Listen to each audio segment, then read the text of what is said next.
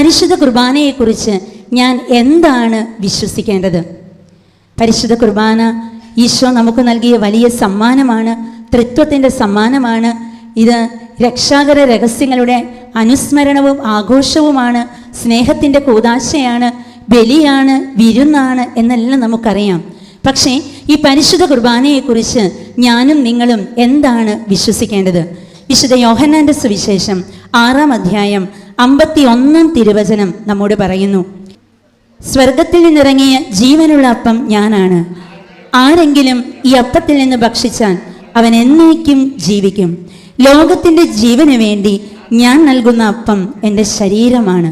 അപ്പം 3 കാര്യങ്ങളാണ് പരിശുദ്ധ കുർബാനയെ പറ്റി നാം വിശ്വസിക്കേണ്ടത്. നമുക്ക് നല്ല വിശ്വാസമുണ്ട്, പരിശുദ്ധ കുർബാനയിൽ നാം എന്ത് പ്രാർത്ഥിച്ചാലും കർത്താവ് അത് നമുക്ക് സാധിച്ചു തരും. പക്ഷേ ഇതിനേക്കാളൊക്കെ ഉപരിയായി പരിശുദ്ധ കുർബാന എന്താണ്, അതെനിക്ക് എൻ്റെ ജീവിതത്തിൽ എന്തായി മാറണം, ഇതിനെക്കുറിച്ച് നമ്മൾ നന്നായി അനുഭവത്തിലൂടെ വിശ്വാസ തലത്തിലേക്ക് ഉയരാൻ നമുക്ക് സാധിക്കണം. ഒന്നാമതായി, സ്വർഗത്തിൽ നിന്നിറങ്ങിയ ജീവനുള്ള അപ്പം ഞാനാണ്. അപ്പോൾ ഞാൻ ആദ്യമായി വിശ്വസിക്കേണ്ടത് സ്വർഗത്തിൽ നിന്നിറങ്ങിയ ജീവനുള്ള അപ്പം ഈശോയാണ്. രണ്ടാമതായി ഞാൻ വിശ്വസിക്കേണ്ടത് ലോകത്തിന് വേണ്ടി, ലോകത്തിൻ്റെ ജീവന് വേണ്ടി ഞാൻ നൽകുന്ന അപ്പം എൻ്റെ ശരീരമാണ് എന്നാണ് വചനം പറയുന്നത്. അപ്പം ഞാൻ വിശ്വസിക്കണം, ലോകത്തിൻ്റെ ജീവന് വേണ്ടി ഞാൻ നൽകുന്ന അപ്പം ആരുടെ ശരീരമാണ്? ദൈവം ഈശോയുടെ ശരീരമാണ്. അപ്പോൾ സ്വർഗത്തിൽ നിന്നിറങ്ങിയ ജീവനുള്ള അപ്പം ഈശോയാണ്. ലോകത്തിന് ജീവന് വേണ്ടി നൽകുന്ന ശരീരം ഈശോയുടെ ശരീരമാണ്. മൂന്നാമതായി ഞാൻ വിശ്വസിക്കേണ്ടത്, ആരെങ്കിലും ഈ അപ്പത്തിൽ നിന്ന് ഭക്ഷിച്ചാൽ അവൻ എന്നേക്കും ജീവിക്കും. പ്രിയമുള്ളവരെ, അമർത്യതയുടെ സിദ്ധൌഷധമാണ് പരിശുദ്ധ കുർബാന. ഈ ഒരു വലിയ ബോധ്യം നമ്മുടെ ജീവിതത്തിൽ നിറയണം. ഈ ഒരു ചൈതന്യത്തിലൂടെ നാം ഓരോരുത്തരും മുന്നോട്ട് പോകുമ്പോൾ പരിശുദ്ധാത്മാവിൻ്റെ നവ്യമായ അഭിഷേകം നമ്മുടെ വ്യക്തി ജീവിതത്തിലും നമ്മുടെ കുടുംബത്തിലും നാം ആയിരിക്കുന്ന സാഹചര്യങ്ങളിലുമെല്ലാം വിളങ്ങുന്നത് നമുക്ക് കാണുവാൻ സാധിക്കും. ഇനി നമുക്ക് പരിശുദ്ധ കുർബാന എന്താണ് എന്ന് നമുക്കൊന്ന് മനസ്സിലാക്കുക ബുദ്ധിമുട്ടാണ്. പരിശുദ്ധാത്മാവിൻ്റെ വലിയ കൃപ നമുക്ക് വേണം. ഈ പരിശുദ്ധ കുർബാന സ്നേഹത്തിൻ്റെ കൂദാശയാണ്. എന്താണ് പരിശുദ്ധ കുർബാന? സ്നേഹത്തിൻ്റെ കൂദാശയാണ്. പരിശുദ്ധ ത്രിത്വത്തിന് മനുഷ്യന് നൽകുവാൻ പറ്റിയ ഏറ്റവും വലിയ സ്നേഹ സമ്മാനമായിരുന്നു പരിശുദ്ധ കുർബാന. പരിശുദ്ധ കുർബാന സ്ഥാപനത്തെക്കുറിച്ച്, സ്ഥാപന ദിനത്തെ വിശുദ്ധ അമ്മ ത്രേസ്യ വിശേഷിപ്പിക്കുന്നത് ഇപ്രകാരമാണ്: ഈശോയുടെ സ്നേഹത്തിൻ്റെ ദിനം. എന്താണ്? ഈശോയുടെ സ്നേഹത്തിൻ്റെ ദിനം. അപ്പോൾ ഈശോ മനുഷ്യന് സ്നേഹം നൽകാൻ, താൻ എന്തുമാത്രം ഈ ലോകത്തെ സ്നേഹിക്കുന്നു എന്ന് കാണിച്ചു കൊടുക്കുവാൻ ഈശോ സ്ഥാപിച്ച ഈ പരിശുദ്ധ കുർബാന സ്നേഹത്തിൻ്റെ കൂദാശയാണ്. Hallelujah, hallelujah. ഈ പരിശുദ്ധ കുർബാനയിലേക്ക് ഞാൻ അടുക്കുമ്പോൾ പ്രിയമുള്ളവരെ, ഈ സ്നേഹമായ പരിശുദ്ധ കുർബാന എൻ്റെ ഉള്ളിലും സ്നേഹമായി മാറണം.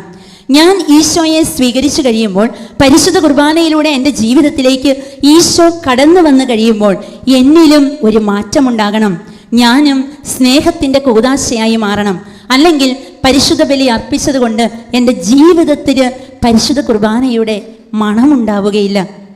അപ്പോൾ പരിശുദ്ധ കുർബാന എൻ്റെ ജീവിതത്തിൽ എങ്ങനെ സ്നേഹമായി മാറണം, കുർബാന ജീവിതത്തിൽ എങ്ങനെ സ്നേഹമായി മാറണമെന്ന് നമുക്ക് മനസ്സിലാകണമെങ്കിൽ ഈശോ എങ്ങനെയാണ് ഈ സ്നേഹത്തിൻ്റെ കൂദാശയിലൂടെ സ്നേഹത്തെ ലോകത്തിന് നൽകിയതെന്ന് നമ്മൾ മനസ്സിലാക്കണം.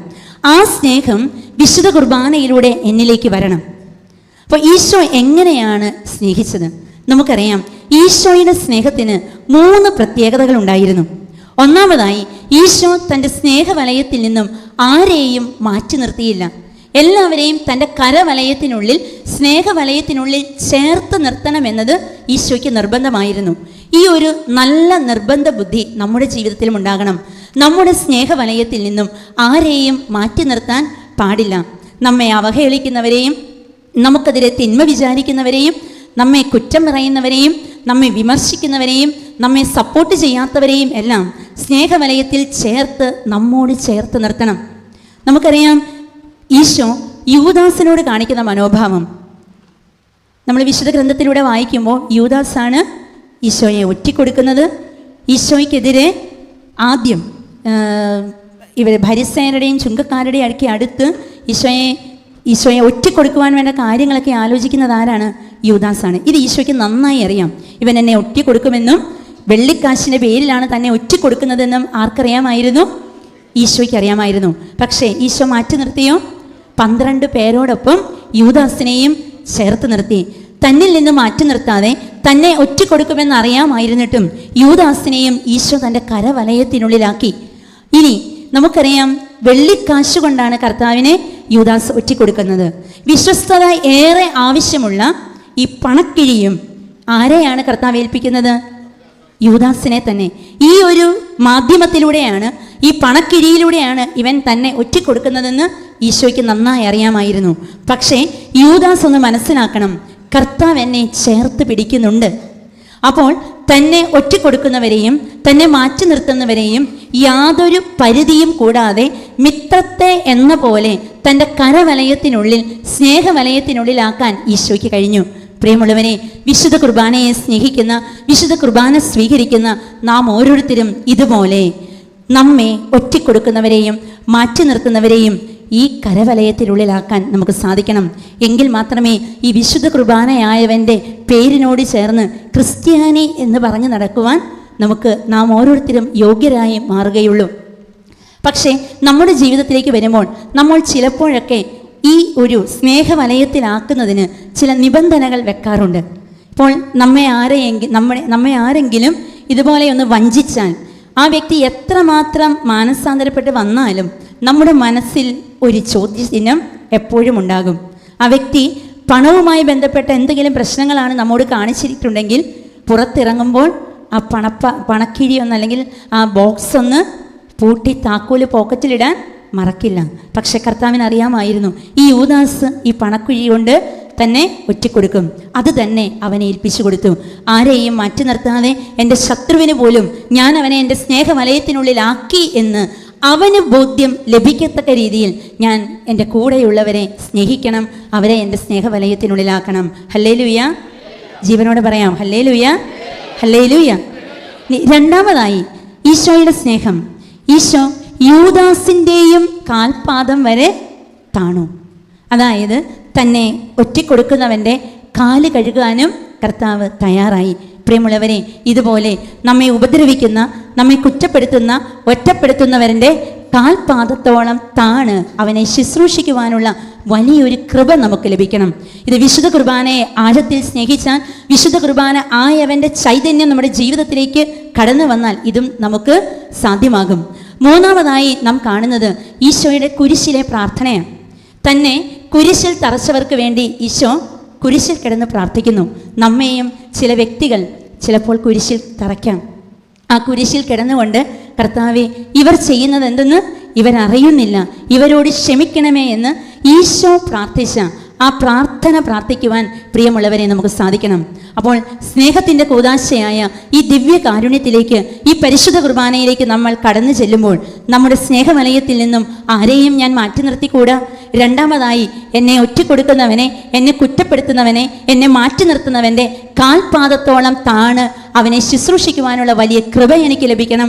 മൂന്നാമതായി, എൻ്റെ അന്ത്യവിനാഴികയിൽ പ്രത്യേകിച്ച് ഞാനും നിങ്ങളും കുരിശിൽ കിടക്കുന്ന സമയത്ത്, ജീവിതത്തിലെ സഹനവേളകളിൽ പോലും ഈ സഹനം എനിക്ക് സമ്മാനിച്ചവർക്ക് വേണ്ടി ആത്മാർത്ഥതയോടെ ഈശോ പ്രാർത്ഥിച്ചതുപോലെ പ്രാർത്ഥിക്കുവാൻ എനിക്ക് സാധിക്കണം. ഹല്ലേലൂയ, ഹല്ലേലൂയ, ഹല്ലേലൂയ.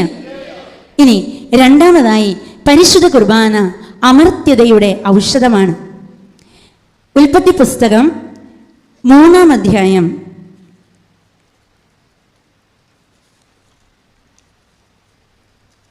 3-ാം അധ്യായത്തിൽ നമ്മൾ ജീവന്റെ വൃക്ഷത്തെക്കുറിച്ച് കാണുന്നുണ്ട്. ഇവിടെ പറയുന്നത് ജീവന്റെ വൃക്ഷം, 2 വൃക്ഷങ്ങളുണ്ട് ഏദൻ തോട്ടത്തിൽ. ഒന്നുണ്ടായിരുന്നു നന്മതിന്മകളുടെ അറിവിൻ്റെ വൃക്ഷം, രണ്ടാമത്തത് ജീവന്റെ വൃക്ഷം.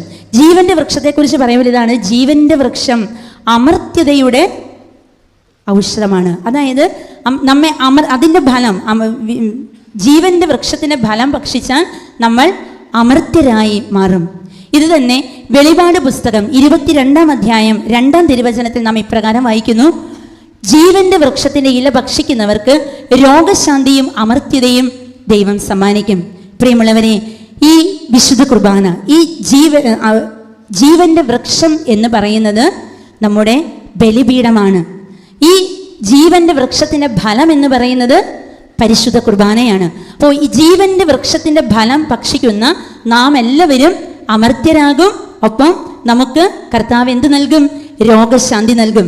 ഇന്ന് നാം അനുഭവിക്കുന്ന ഒട്ടുമുക്കാലും രോഗങ്ങളുടെയും ഉറവിടം എന്ന് പറയുന്നത് നമ്മുടെ മനസ്സിൻ്റെ അസ്വസ്ഥതകളാണ്. സൈക്കോസൊമാറ്റിക് ഇൽനസ് എന്നാണ് ഇന്ന് പല രോഗങ്ങൾക്കും വൈദ്യശാസ്ത്രം പേരിട്ട് വിളിക്കുന്നത്. അപ്പോൾ മനസ്സിൻ്റെയും ശരീരത്തിൻ്റെയും മുറിവുകളെ ഉണക്കുന്ന സിദ്ധ ഔഷധമാണ് പരിശുദ്ധ കുർബാന. വിശുദ്ധ ജോസഫ് കൊത്തലങ്കോ ഡോക്ടർമാരോട് പറയുന്ന ഒരു കാര്യമുണ്ട്. നിങ്ങൾ വിഷമകരമായ സർജറികൾ നടത്തുമ്പോൾ നിങ്ങൾ ആദ്യം പരിശുദ്ധ കുർബാനയർപ്പിച്ച് പ്രാർത്ഥിക്കണം, ദിവ്യകാരുണ്യം സ്വീകരിച്ച് പ്രാർത്ഥിക്കണം. അതിൽ നിന്നും ഈ സർജറി ചെയ്യുവാൻ ആവശ്യമായ കൃപ നിങ്ങൾക്ക് ലഭിക്കും. വിശുദ്ധ ജോസഫ് കൊത്തലങ്കോ ഡോക്ടർമാരോട് പറയുന്ന ഒരു കാര്യമാണ്. പ്രിയമുള്ളവരെ, ഞങ്ങളുടെ ബഹുമാനപ്പെട്ട മദർ ലിറ്റിയും ഞങ്ങളോട് പറയുമായിരുന്നു, ഭിന്നശേഷിക്കാരായ മക്കൾ ഒത്തിരിയേറെ വേദനയും ബുദ്ധിമുട്ടുകളുമൊക്കെ, ശാരീരിക ബുദ്ധിമുട്ടുകളൊക്കെ അനുഭവിച്ച് വൈദ്യശാസ്ത്രത്തിന് കൂടുതലൊന്നും ചെയ്യാൻ പറ്റാത്ത അവസരങ്ങളിൽ ഞങ്ങളോട് മദർ പറയാറുണ്ട്, നിങ്ങൾ കുഞ്ഞുങ്ങൾക്ക് കൊടുക്കേണ്ട ആദ്യത്തെ ഔഷധം പരിശുദ്ധ കുർബാനയാണ്. അതായത് പരിശുദ്ധ കുർബാനയുടെ മുമ്പിൽ ഈ കുഞ്ഞുങ്ങളെ കൊണ്ട് കിടത്തുക. ഒരു സംഭവം പറയാം. ഒരിക്കൽ ഏതാനും കുറേ വർഷങ്ങൾക്ക് മുമ്പ് 1 മാസം പ്രായമുള്ള ഒരു കുഞ്ഞിനെ ഞങ്ങൾക്ക് ലഭിച്ചു. അവളുടെ പുറത്ത് വലിയൊരു മുഴയാണ്. ഇത് കണ്ടമാനം വലിയ മുഴ, നട്ടലിൽ നിന്നുമുള്ള ദ്രാവകം ഈ മുഴയ്ക്കുള്ളിലുണ്ട്. അപ്പോൾ അത് അധികം താമസിക്കാതെ പൊട്ടാൻ സാധ്യതയുള്ളത് കാരണം ഈ കുഞ്ഞിൻ്റെ ഈ മുഴ സർജറി ചെയ്ത് മാറ്റി. സർജറി ചെയ്ത ശേഷം ഇവളുടെ തല വലുതാകാൻ തുടങ്ങി. തല വലുതായപ്പോൾ അവളുടെ തലയിൽ നിന്നും ഒരു ട്യൂബ് വയറ്റിലേക്കിട്ടു. അങ്ങനെ അമിതമായ ഈ ഫ്ലൂയിഡ് പുറത്തേക്ക് പോകും. അങ്ങനെ ഇവള് സർജറിയൊക്കെ കഴിഞ്ഞു മഠത്തിൽ തിരിച്ചെത്തി. കുഞ്ഞിന് അപ്പോൾ വയസ്സ് 5, രണ്ടാമത്തെ സർജറിയുടെ സമയമായപ്പോൾ 5 വയസ്സ് പ്രായമായി. അപ്പോൾ ഈ കുട്ടി ആശുപത്രിയിൽ നിന്ന് വന്നു കഴിഞ്ഞപ്പോൾ മുതൽ ഈ കുഞ്ഞിന് ഭയങ്കരമായ ഫിക്സ് അടിക്കാൻ തുടങ്ങി. കണ്ടമാനം ഫിക്സ്, മരുന്ന് കൊടുത്തിട്ടൊന്നും കുറയുന്നില്ല. വീണ്ടും ആശുപത്രിയിൽ കൊണ്ടുപോയി ഡോക്ടേഴ്സിനെ ചെയ്യാൻ പറ്റുന്നതൊക്കെ ചെയ്തു. അവസാനം കുറച്ച് മരുന്നുകളൊക്കെ തന്ന് ഈ കുഞ്ഞിനെ മഠത്തിലേക്ക് തിരിച്ചു വിട്ടു. അപ്പോൾ മദർ ലിറ്റി ഉണ്ട്. മദർ ലിറ്റി ഞങ്ങളോട് പറഞ്ഞു, നിങ്ങൾ ഇവളെ നിത്യാരാധന ചാപ്പലിൽ കൊണ്ടുപോയി കിടത്തണം. ഈ കുഞ്ഞിനെയുമായി ഞങ്ങൾ നിത്യാരാധന ചാപ്പലിൽ കൊണ്ട് കിടത്തി. എല്ലാ ദിവസവും രാവിലെ കുർബാന കഴിഞ്ഞ് വരുമ്പോൾ 1 മണിക്കൂർ സമയം രാവിലത്തെ ബ്രേക്ക്ഫാസ്റ്റൊക്കെ കൊടുത്ത ശേഷം ഈ കുഞ്ഞിനെ കിടത്തും. അവൾക്ക് അരയ്ക്ക് കീഴോട്ട് സ്വാധീനമില്ല. ഇവളെ ഈശോയുടെ തൊട്ട് താഴെ നമുക്ക് കുന്നന്താനത്തുള്ള മാതൃഭവനത്തിൽ ദിവ്യകാരുണ്യ ആരാധനയുണ്ട്, നിത്യാരാധനയാണ്. അപ്പോൾ അവിടെ ഇവളെ കൊണ്ട് കിടത്തി. പ്രിയമുള്ളവരെ, സാവകാശം വൈദ്യശാസ്ത്രത്തിന് കൂടുതലൊന്നും ചെയ്യാൻ പറ്റാത്ത ഈ കുഞ്ഞിൽ നിന്നും അപസ്മാരത്തിൻ്റെ ലക്ഷണങ്ങൾ കുറഞ്ഞു വരാൻ തുടങ്ങി.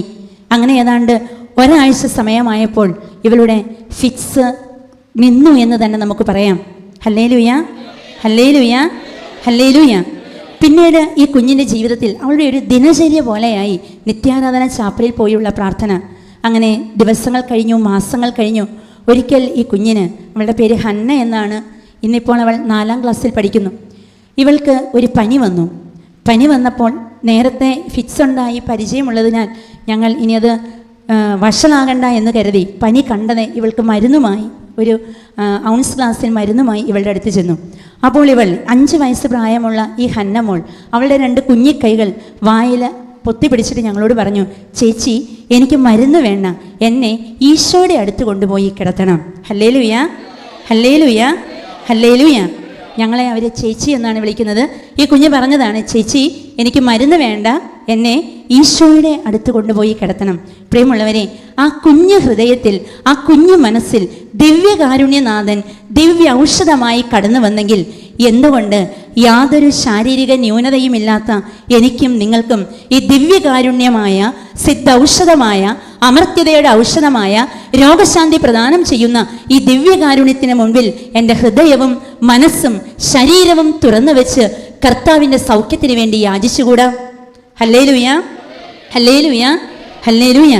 മനസ്സിൻ്റെ മുറിവുകളെയും ശരീരത്തിൻ്റെ വേദനകളെയും സൗഖ്യപ്പെടുത്തുന്ന ഈ ഔഷധം ഏറെ യോഗ്യതയോടെ സ്നേഹത്തിൻ്റെ ഈ കൂദാശ സ്നേഹത്തിൻ്റെ പാരമ്യത്തിൽ സ്വീകരിച്ചാൽ കർത്താവ് നമ്മുടെ ജീവിതത്തിലേക്ക് അത്ഭുതം വർഷിക്കും. നമുക്കറിയാം, പരിശുദ്ധ അമ്മയുടെ ഏറ്റവും വലിയ തീർത്ഥാടന കേന്ദ്രമായ ലൂർദിൽ പോലും ദിവ്യകാരുണ്യ പ്രദക്ഷിണ വേളയിലാണ് രോഗശാന്തികൾ സംഭവിക്കുന്നത്. അപ്പോൾ അനുദിനം നമ്മുടെ ദേവാലയത്തിൽ അർപ്പിക്കുന്ന ഈ പരിശുദ്ധ കുർബാനയിൽ നിന്നും ശക്തി സംഭരിക്കുവാൻ, നമ്മുടെ ജീവിതത്തിലുള്ള, കുടുംബത്തിലുള്ള എല്ലാ തരത്തിലുമുള്ള രോഗബന്ധനങ്ങളിൽ നിന്ന് സൗഖ്യം നേടുവാൻ നമുക്ക് സാധിക്കട്ടെ. ഹല്ലേലൂയ, ഹല്ലേലൂയ, ഹല്ലേലൂയ. ഇനി ഈ പരിശുദ്ധ കുർബാന പങ്കുവെപ്പലിൻ്റെ ശുശ്രൂഷയാണ്. പങ്കുവയ്ക്കുവാൻ നമ്മെ സഹായിക്കുന്ന ഒന്നാണ് എന്ത്? പരിശുദ്ധ കുർബാന. നമുക്കറിയാം, ആദിമ ക്രൈസ്തവ സമൂഹം ഒരുമിച്ച് നിന്നത് കൂട്ടായ്മ, അപ്പമുറിക്ക്, പിന്നെന്തായിരുന്നു? പങ്കുവെക്കലിൽ കൂടെ ആയിരുന്നു അവർ ഒരുമിച്ച് നിന്നത്. അപ്പോൾ ഈ കൂട്ടായ്മയിലും അപ്പമുറിക്കലിലൂടെയും നമുക്കും ഇന്ന് നിലനിൽക്കാൻ സാധിക്കണമെങ്കിൽ ഒരു പങ്കുവെപ്പലിൻ്റെ അനുഭവം നമ്മുടെ ജീവിതത്തിൽ ഉണ്ടാകണം.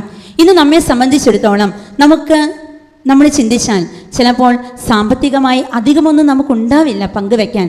പക്ഷേ പ്രിയമുള്ളവരെ, നമുക്ക് പങ്കുവെക്കാൻ സമ്പത്തിനേക്കാൾ ഉപരി മറ്റനേകം കാര്യങ്ങളുണ്ട്. വിശുദ്ധ മദർ തെരേസ പറയുന്നത് ഇപ്രകാരമാണ്: എനിക്ക് 2 കൈകൾ സ്വന്തമായി ഉണ്ടെങ്കിൽ, വൈകല്യങ്ങളില്ലാത്ത 2 കരങ്ങൾ എനിക്കുണ്ടെങ്കിൽ ഇതെൻ്റെ സ്വന്തമല്ല. കർത്താവ് എനിക്ക് 2 കരങ്ങൾ തന്നിരിക്കുന്നത് കൈകളില്ലാത്ത ആർക്കോ വേണ്ടി കൂടിയാണ്. ബൗദ്ധിക വൈകല്യമില്ലാത്തൊരു വ്യക്തിയാണ് ഞാനെങ്കിൽ എൻ്റെ ബുദ്ധി എനിക്ക് സ്വന്തമല്ല. ഞാൻ ബൗദ്ധിക വൈകല്യമുള്ളവർക്ക് വേണ്ടി കൂടി അത് വിനിയോഗിക്കണം. വീണ്ടും പറയുന്നു, കാലുകൾക്ക് എനിക്ക് കുഴപ്പമില്ലെങ്കിൽ എൻ്റെ 2 കാലുകളും ഊർജ്ജസ്വലമുള്ളവയാണെങ്കിൽ അതെൻ്റെ സ്വന്തമല്ല, മറിച്ച് കാലുകൾക്ക് വൈകല്യമുള്ളവർക്ക് വേണ്ടി കൂടി നടക്കാനാണ് കർത്താവ് എനിക്ക് വൈകല്യമില്ലാത്ത കാലുകൾ തന്നിരിക്കുന്നത്. പ്രിയമുള്ളവരെ, ഇത് നമ്മെ ആഴത്തിൽ ചിന്തിപ്പിക്കണം. പങ്കുവയ്ക്കുവാൻ എന്നെ നിർബന്ധിക്കുന്നത് പരിശുദ്ധ കുർബാനയാണ്. പരിശുദ്ധ കുർബാനയായവൻ തൻ്റെ ശരീരം തന്നെ ലോകത്തിന് പങ്കുവെച്ച് നൽകിയെങ്കിൽ ഇന്ന് ഞാനും നിങ്ങളും ലോകത്തിന് പങ്കുവെച്ച് നൽകേണ്ടത് എൻ്റെ കഴിവുകളും എൻ്റെ സമയവും എൻ്റെ ശരീരവുമാണ്. എൻ്റെ ശരീരത്തിലുള്ള എൻ്റെ കഴിവുകൾ, എന്നെ ഞാനാക്കി തീർക്കുന്ന എൻ്റെ വ്യക്തിത്വം, അവ മറ്റുള്ളവർക്ക് വേണ്ടി പങ്കുവെച്ച് നൽകുവാൻ ഞാൻ തയ്യാറാകുമ്പോൾ വിശുദ്ധ കുർബാന എൻ്റെ ജീവിതത്തിൽ അനുഭവമായി മാറും. മറ്റുള്ളവർക്ക് എൻ്റെ ജീവിതത്തിൽ നിന്നും വിശുദ്ധ കുർബാനയെ തൊട്ടനുഭവിക്കാൻ സാധിക്കും. വിശുദ്ധ ജോസഫ് കൊത്തലങ്ക പറയുന്ന മറ്റൊരു വാചകം കൂടി നിങ്ങളുടെ ശ്രദ്ധയിൽപ്പെടുത്താം. വിശുദ്ധൻ രോഗികളെ ശുശ്രൂഷിക്കുന്ന മുറികളെക്കുറിച്ചും അവർ കിടക്കുന്ന കട്ടിലുകളെക്കുറിച്ച് പറയുന്ന ഒരു കാര്യമുണ്ട്. ചെറുഭവനം എന്നാണ് ഭിന്നശേഷിക്കാരായ ഈ മക്കളെ ശുശ്രൂഷിക്കുന്ന എല്ലാ ഭവനങ്ങളെയും വിശുദ്ധ കൊത്തലങ്കോ വിശേഷിപ്പിക്കുന്നത്. വിശുദ്ധൻ പറയുന്നത് ഇപ്രകാരമാണ്: രോഗികൾ കിടക്കുന്ന മുറികൾ കത്തീഡ്രലാണ്.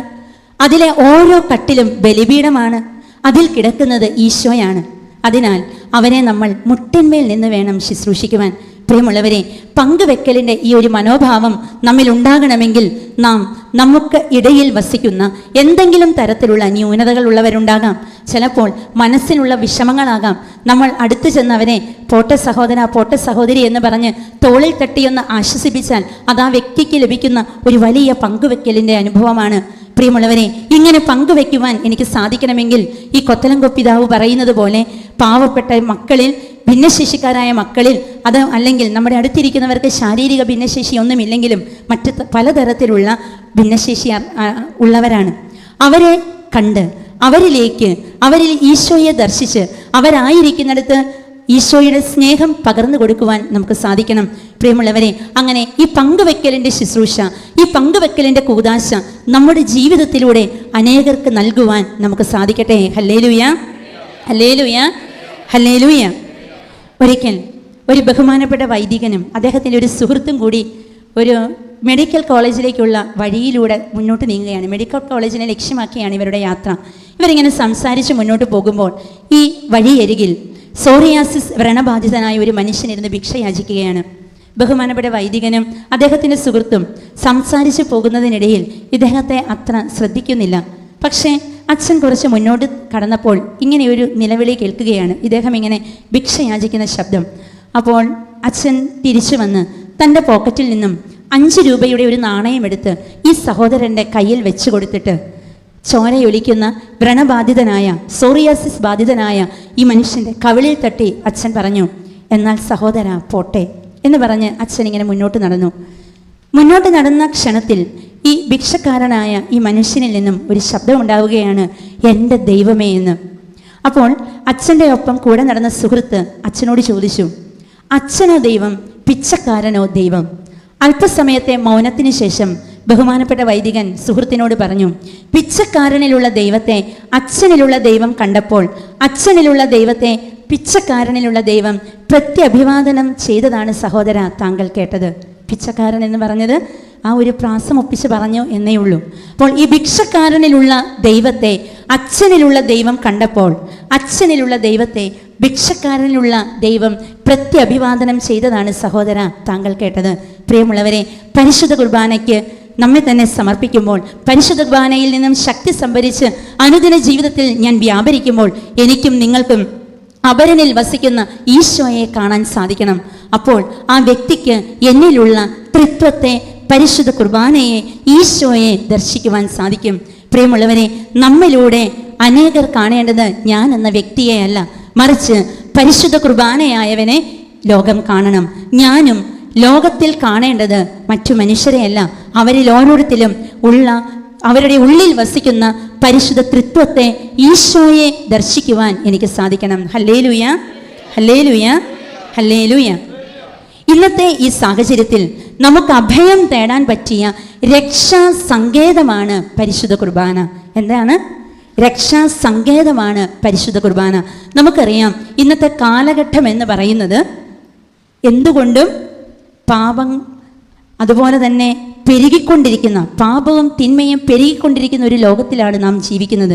അപ്പോൾ ഈ കാലഘട്ടത്തിൽ സംരക്ഷണത്തോടെ, വിശുദ്ധിയോടെ നമുക്കും നമ്മുടെ കുടുംബത്തിൽ വളർന്നു വരുന്ന കുഞ്ഞുങ്ങൾക്കും ജീവിക്കാൻ സാധിക്കണമെങ്കിൽ നമ്മൾ അഭയം തേടേണ്ട ഏക കേന്ദ്രമെന്ന് പറയുന്നത് പരിശുദ്ധ കുർബാനയാണ്.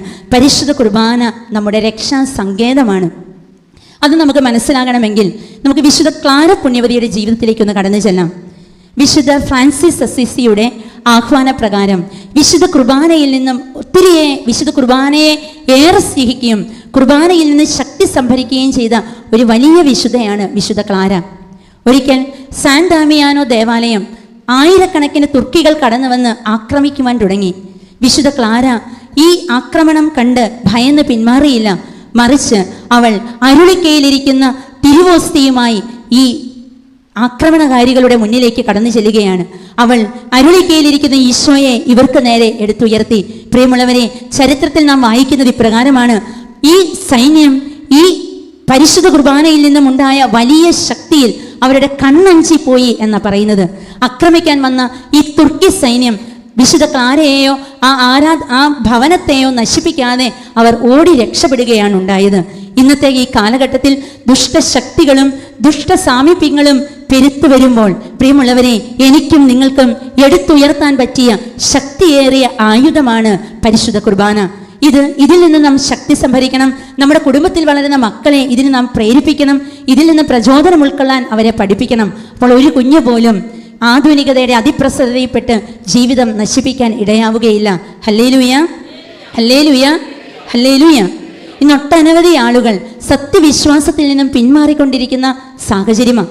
ഈ ഒരു സാഹചര്യത്തിൽ നമുക്കാരെയും ഉപദേശിച്ച് വിശ്വാസത്തിലേക്ക് കൊണ്ടുവരിക സാധ്യമല്ല. കാരണം കർത്താവിൻ്റെ കരുണയ്ക്ക് മാത്രമേ ഈ മേഖലയിൽ അത്ഭുതം പ്രവർത്തിക്കാൻ സാധിക്കുകയുള്ളൂ. വിശുദ്ധ അന്തോനീസിൻ്റെ ജീവിതത്തിൽ ഇതുപോലൊരു സംഭവമുണ്ട്. ഒരിക്കൽ നിരീശ്വരവാദിയായ ഒരു മനുഷ്യൻ വിശുദ്ധ അന്തോനീസ് പുണ്യാളനോട് വന്ന് പറഞ്ഞു, ഞാൻ ദൈവത്തിൽ വിശ്വസിക്കണമെങ്കിൽ എൻ്റെ കോവർ കഴുത പരിശുദ്ധ കുർബാനയെ ആരാധിക്കണം. വിശുദ്ധൻ സമ്മതിച്ചു. അങ്ങനെ ഈ മനുഷ്യൻ പട്ടിണിക്ക് കിടത്തിയ ഈ കഴുതയുമായി വിശുദ്ധൻ്റെ അടുത്തേക്ക് വരികയാണ്. വിശുദ്ധൻ സമയത്ത് വിശുദ്ധ കുർബാന എഴുന്നള്ളിച്ചു വെച്ചു. പട്ടിണിക്ക് കിടക്കുന്ന ഈ കഴുതയുടെ മുൻപിൽ ഭക്ഷണമുണ്ട്, ഒരു സൈഡിൽ പരിശുദ്ധ കുർബാന എഴുന്നള്ളിച്ചു വെച്ചിട്ടുണ്ട്. പ്രിയമുള്ളവരെ, വിശേഷ ബുദ്ധിയില്ലാത്ത ഈ കോവർ കഴുത ചെയ്തതെന്ന് നമുക്കെല്ലാവർക്കും അറിയാം. കഴുത ഭക്ഷണത്തെ ഉപേക്ഷിച്ച് ഈ പരിശുദ്ധ കുർബാനയുടെ മുൻപിൽ മുൻകാലുകൾ മുട്ടുമടക്കി ആരാധിക്കുന്ന കഴുതയാണ് നമ്മൾ കാണുന്നത്. പ്രിയമുള്ളവരെ, ആ ചരിത്രത്തിൻ്റെ അവസാനം കാണുന്നത് വിശുദ്ധ അന്തോനീസ് പുണ്യാളൻ ഏറ്റുപോകാൻ പറഞ്ഞതിന് ശേഷമാണ് കഴുത അതിനു മുൻപിൽ നിന്നും ഏറ്റുപോകുന്നത്, പരിശുദ്ധ കുർബാനയുടെ മുൻപിൽ നിന്നും പോകുന്നത്. പ്രിയമുള്ളവരെ, നിരീശ്വരവാദവും മറ്റു പല സെക്റ്റുകളും നമ്മുടെ ജീവിതത്തിലേക്ക്, നമ്മുടെ സാഹചര്യങ്ങളിലേക്ക് കടന്നു വരുമ്പോൾ നമ്മൾ പകച്ചു നോക്കേണ്ട ആവശ്യമില്ല. നമ്മൾ നോക്കേണ്ടത് പരിശുദ്ധ കുർബാനയാകുന്ന കണ്ണുകളിലൂടെയാണ്. നമ്മുടെ യുവജനങ്ങളെ ഓർത്ത്, നമ്മുടെ കുഞ്ഞുങ്ങളെ ഓർത്ത്, നമ്മുടെ കുടുംബങ്ങളെ ഓർത്ത് നാം ഭാരപ്പെടേണ്ടതില്ല. നാം എന്തു ചെയ്യണം? ഈ എല്ലാ പ്രതിസന്ധികളെയും പരിശുദ്ധ കുർബാനയിലൂടെ കണ്ണിലൂടെ നോക്കിയാൽ കർത്താവ് അത്ഭുതം പ്രവർത്തിക്കും. ഹല്ലേലൂയ, ഹല്ലേലൂയ, ഹല്ലേലൂയ. ജീവിതത്തിലേക്ക് ശക്തി ഒഴുക്കുന്ന സ്രോതസ്സാണ് പരിശുദ്ധ കുർബാന. പ്രിയമുള്ളവരെ, ഈ പരിശുദ്ധ കുർബാനയിൽ നിന്നും ശക്തി സംഭരിച്ച് ലോകത്തിന് കുർബാനയാകുവാൻ, ലോകത്തിന് കുർബാനയുടെ ചൈതന്യം പ്രദാനം ചെയ്യുവാൻ നമുക്ക് സാധിക്കണം. എങ്കിൽ മാത്രമേ പരിശുദ്ധ കുർബാനയിലൂടെ ലോകത്തെ നേടുവാൻ നമുക്ക് സാധിക്കുകയുള്ളൂ. ലോകത്തിലുള്ള സകല പ്രശ്നങ്ങൾക്കും പരിഹാരം എന്ന് പറയുന്നത് പരിശുദ്ധ കുർബാനയാണ്. പ്രിയമുള്ളവരെ, ഈ പരിശുദ്ധ കുർബാനയെ ഏറെ സ്നേഹിച്ച വ്യക്തിയാണ് പരിശുദ്ധ അമ്മ. പരിശുദ്ധ അമ്മയായിരുന്നു ആദ്യത്തെ സക്രാരി. ഈ അമ്മ ഈശോയെയും കൊണ്ട് എങ്ങോട്ടാ പോയത്? എലിസബത്തിനെ സന്ദർശിക്കാൻ പോയി. എലിസബത്തിൻ്റെ അടുത്ത് ചെല്ലുമ്പോൾ നടക്കുന്ന കാര്യങ്ങൾ നമ്മിലും നടക്കണം. എന്താണ് നടന്നത്? പരിശുദ്ധ അമ്മ ഈശോയുമായി, പരിശുദ്ധ കുർബാന സ്വീകരിച്ച ഞാനും നിങ്ങളും ഈശോയുമായി ഈ ദേവാലയത്തിൻ്റെ പ്രധാന കവാടത്തിൽ നിന്ന് പുറത്തേക്ക് ഇറങ്ങുമ്പോൾ എൻ്റെ ജീവിതത്തിൽ നടക്കേണ്ട കാര്യങ്ങൾ ഇതൊക്കെ തന്നെയാണ്. ഒന്നാമതായി, തിടുക്കത്തിലാണ് പരിശുദ്ധ അമ്മ പുറപ്പെടുന്നത്. തിടുക്കത്തിലുള്ള ഒരു പുറപ്പാട് എനിക്ക് വേണം, എനിക്കും നിങ്ങൾക്കും വേണം. എങ്ങനെയുള്ള പുറപ്പാട്? തിടുക്കത്തിലുള്ള പുറപ്പാട്. എന്തിനു വേണ്ടിയാണ് അമ്മ തിടുക്കത്തിൽ പുറപ്പെട്ടത്? തൻ്റെ ഉള്ളിലുള്ള ഈശോയെ, പരിശുദ്ധാത്മാവിനെ ലോകത്തിന് പ്രദാനം ചെയ്യുവാൻ ശുശ്രൂഷയുടെ കവചവും അണിഞ്ഞ് അമ്മ തിടുക്കത്തിൽ യാത്ര പുറപ്പെടുകയാണ്. പ്രിയമുള്ളവരെ, അമ്മയ്ക്ക് താണ്ടാൻ ഏറെ ദൂരമുണ്ടായിരുന്നു. അമ്മയ്ക്ക് കടന്നു ചെല്ലാൻ ഒത്തിരിയേറെ വൈഷമ്യങ്ങൾ ഉണ്ടായിരുന്നു. പക്ഷേ അതെല്ലാം പരിശുദ്ധാത്മാവിനാൽ നിറഞ്ഞ് അമ്മ മുന്നോട്ട് നീങ്ങുകയാണ്. ഇങ്ങനെയുള്ള ഒരു തിടുക്കത്തിലുള്ള പുറപ്പാട് പ്രിയമുള്ളവരെ നമുക്ക് ലഭിക്കണം. പരിശുദ്ധ അമ്മയുടെ മാധ്യസ്ഥ സഹായം നമുക്ക് യാചിക്കാം. അമ്മ പരിശുദ്ധ കുർബാനയുടെ അമ്മയാണ്. തീർച്ചയായും അമ്മ നമുക്കത് പ്രദാനം ചെയ്യും. രണ്ടാമതായി, അമ്മ എലിസബത്തിനെ സന്ദർശിക്കുന്നു. തനിക്കുണ്ട എല്ലാ ബുദ്ധിമുട്ടുകളും താൻ ഏറ്റിരിക്കുന്ന അപമാനങ്ങളുമെല്ലാം അവഗണിച്ചുകൊണ്ട് അമ്മ പരിശുദ്ധ എലിസബത്തിനെ സന്ദർശിക്കുവാൻ പരിശുദ്ധ അമ്മ കടന്നു ചെല്ലുകയാണ്. ആ ക്ഷണത്തിൽ തന്നെ പരിശുദ്ധ അമ്മയുടെ സാന്നിധ്യത്തിലൂടെ എലിസബത്തിൽ നടക്കുന്നത് പരിശുദ്ധാത്മാവിൻ്റെ ഒരു നിറവാണ്. എന്താ സംഭവിക്കുന്നത്? പരിശുദ്ധ അമ്മ എലിസബത്തിൻ്റെ വീട്ടിലേക്ക് കടന്നു ചെന്നപ്പോൾ എലിസബത്തിൻ്റെ ഉദരത്തിൽ ശിശു കുതിച്ചു ചാടി. അതായത് ശിശു പരിശുദ്ധാത്മാവിനാൽ നിറഞ്ഞു. പ്രിയമുള്ളവരെ, പരിശുദ്ധ കുർബാന ഉൾക്കൊണ്ട, പരിശുദ്ധ ബലി അർപ്പിച്ച് ഞാനും നിങ്ങളും തിടുക്കത്തിൽ ശുശ്രൂഷ മേഖലകളിലേക്ക്, നാം ഓരോരുത്തരുമായിരിക്കുന്ന ജീവിത സാഹചര്യങ്ങളിലേക്ക്, നമ്മുടെ കുടുംബങ്ങളിലേക്ക്, സന്യാസ ഭവനങ്ങളിലേക്ക് ഞാനും നിങ്ങളും കടന്നു ചെല്ലുമ്പോൾ അവിടെ എന്നെ കണ്ടുമുട്ടുന്നവരിൽ പരിശുദ്ധാത്മാവിൻ്റെ ജ്വലനമുണ്ടാകുവാൻ കാരണമാകണം.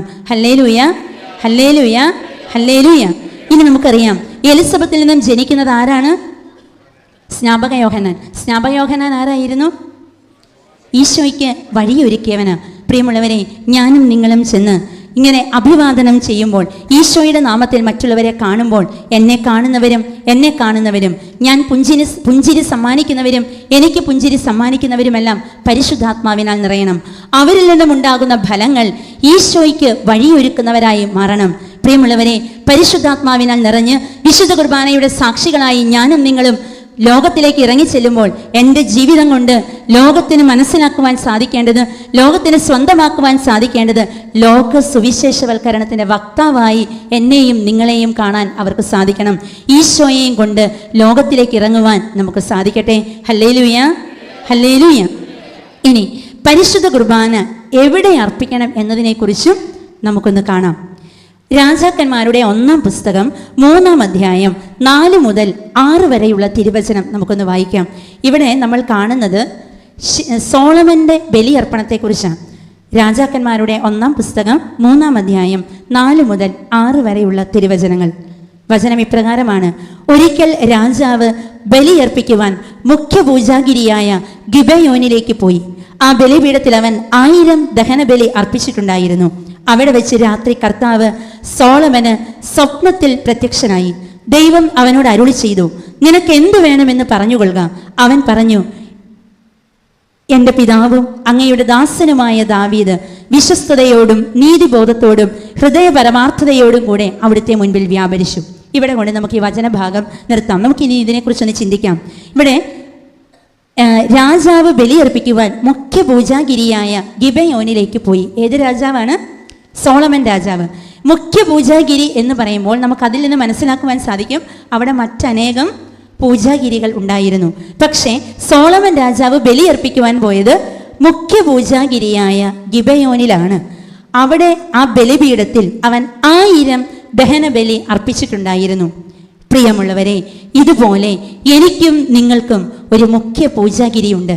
അവിടെ 1000 ദഹനബലി ഞാനും നിങ്ങളും അർപ്പിച്ചു കഴിയുമ്പോൾ കർത്താവ് എനിക്ക് വേണ്ടി ചെയ്യുന്ന ഒരു കാര്യമുണ്ട്. സോളമന് ചെയ്തു. അവിടെ വെച്ച് രാത്രി കർത്താവ് സോളമന് സ്വപ്നത്തിൽ പ്രത്യക്ഷനായി. ദൈവം അവനോട് അരുളി ചെയ്തു, നിനക്ക് എന്ത് വേണമെന്ന് പറഞ്ഞുകൊള്ളുക. എൻ്റെയും നിങ്ങളുടെയും ജീവിതത്തിൽ ദൈവം പ്രത്യക്ഷപ്പെട്ട് എന്ത് വേണമെന്ന് പറഞ്ഞുകൊള്ളുക എന്ന് നമ്മോട് പറയണമെങ്കിൽ ഞാൻ പാലിക്കേണ്ട ചില മാനദണ്ഡങ്ങളാണിത്. ഒന്ന്, മുഖ്യ പൂജാഗിരിയായ ഗിബയോനിൽ പോയി 1000 ദഹനബലി ഞാൻ അർപ്പിച്ച് പ്രാർത്ഥിക്കണം. എന്താണ് ഈ മുഖ്യ പൂജാഗിരിയായ ഗിബയോൻ? എന്നെയും നിങ്ങളെയും സംബന്ധിച്ച് നമ്മുടെ ഓരോരുത്തരുടെയും ഇടവക ദേവാലയമാണ് മുഖ്യ പൂജാഗിരിയായ ഗിബയോൻ. ഈ ഗിബയോനിൽ പോയി ഞാൻ 1000 ദഹനബലി അർപ്പിച്ച് പ്രാർത്ഥിക്കണം. 1000 എന്ന് ഇവിടെ ഉദ്ദേശിക്കുന്നത് ഒരു മനുഷ്യായുസ്സിൽ മനുഷ്യൻ അർപ്പിക്കുവാൻ സാധിക്കുന്ന ഏറ്റവും കൂടിയ ദിവ്യബലികൾ, ഇൻഫിനിറ്റ് നമ്പർ ഓഫ് ബലികൾ അർപ്പിച്ച് പ്രാർത്ഥിക്കുവാൻ എനിക്ക് നിങ്ങൾക്ക് സാധിക്കണം. നമ്മുടെ ഇടവക ദേവാലയമായ മുഖ്യ പൂജാഗിരിയിൽ ഞാനും നിങ്ങളും പോയി അർപ്പിക്കാൻ പറ്റുന്നതിൻ്റെ മാക്സിമം നമ്പർ ഓഫ് ദിവ്യബലികൾ ഞാൻ അർപ്പിച്ച് പ്രാർത്ഥിച്ചാൽ കർത്താവ് എന്തു ചെയ്യും? എനിക്ക് വേണ്ടി രാത്രിയിൽ സ്വപ്നത്തിൽ എന്നതുപോലെ പ്രത്യക്ഷപ്പെടും. രാത്രി എന്നത് അന്ധകാരപൂർണമായ നിരാശ നിറഞ്ഞ ജീവിതത്തിൻ്റെ അനുഭവങ്ങളാണ്. അവിടെ ഒരിക്കൽ പോലും ഈ ഒരു സാഹചര്യത്തിൽ ആർക്കും ഇടപെടാൻ കഴിയുകയില്ല, ദൈവം പ്രവർത്തിക്കില്ല എന്ന് ഞാനും നിങ്ങളും വിചാരിക്കുന്ന അന്ധത നിറഞ്ഞ നിരാശ നിറഞ്ഞ പ്രതീക്ഷയുടെ ഫലമൊന്നും കിട്ടാത്ത ആ വേളയിൽ കർത്താവ് നമുക്ക് മുമ്പിൽ പ്രത്യക്ഷപ്പെട്ട് കർത്താവ് എന്നോട് ചോദിക്കും, ഞാൻ നിനക്ക് വേണ്ടി എന്ത് ചെയ്തു തരണമെന്നാണ് ദൈവം അവനോട് ചോദിച്ചു. നിനക്ക് എന്ത് വേണമെന്ന് പറഞ്ഞുകൊള്ളുക. നമുക്ക് വേണ്ടി എന്തും ചെയ്യാൻ കർത്താവ് സന്നദ്ധനാകും. പ്രിയമുള്ളവരെ, പരിശുദ്ധ അമ്മയെ പോലെ പരിശുദ്ധ കുർബാനയെ വഹിച്ചുകൊണ്ട് നമുക്ക് പോകണമെങ്കിൽ നമുക്കും തീരുമാനമെടുക്കാം. ഇടവക ദേവാലയത്തിൽ തന്നെ നമുക്ക് സാധിക്കുന്നിടത്തോളം ദിവ്യബലിയിൽ പങ്കെടുക്കുവാൻ സാധിക്കണം. നമുക്ക് തീരുമാനമെടുക്കാം. ഇനി യാതൊരു നിവൃത്തിയുമില്ലെങ്കിലും പരിശുദ്ധ കുർബാന മുടങ്ങാതെ അർപ്പിക്കുക. സാധ്യതയുണ്ടെങ്കിൽ എന്ത് ചെയ്യണം? ഇടവക ദേവാലയത്തിൽ തന്നെ പോയി ബലിയർപ്പിക്കുവാൻ നമുക്ക് സാധിക്കട്ടെ. അതിനുള്ള വലിയ കൃപ ദിവ്യകാരുണ്യനാഥൻ നമുക്ക് വാങ്ങി നൽകട്ടെ.